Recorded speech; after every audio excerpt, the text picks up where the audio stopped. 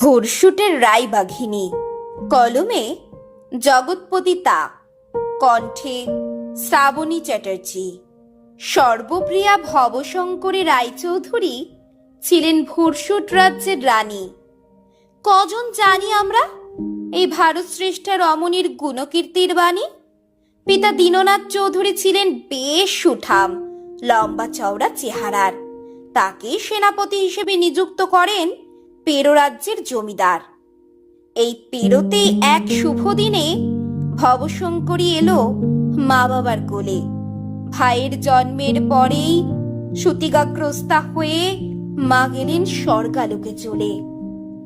শৈশব ও বাল্যকালে পিতার কাছে থেকেই ভবশঙ্করীর যাবতীয় শিক্ষা। অস্ত্রবিদ্যা, ঘোড়ায় চড়া, রাজনীতি, কূটনীতি ও তীরন্দাজিতে পান দীক্ষা।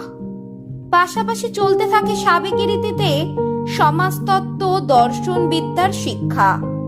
রণকৌশলে পারদর্শী হতে কখনো তাকে করতে হয়নি অযথাভাবে প্রতীক্ষা। ইতিহাসের গবেষকরা বলেছেন ভূরিশ্রেষ্ঠ থেকে এসেছে ভোরশুট নাম। ভূরিশ্রেষ্ঠ ছিল শ্রেষ্ঠ বণিকদের বসবাসের স্বর্গের ন্যায় আরামপ্রদ শ্রেষ্ঠ ধাম।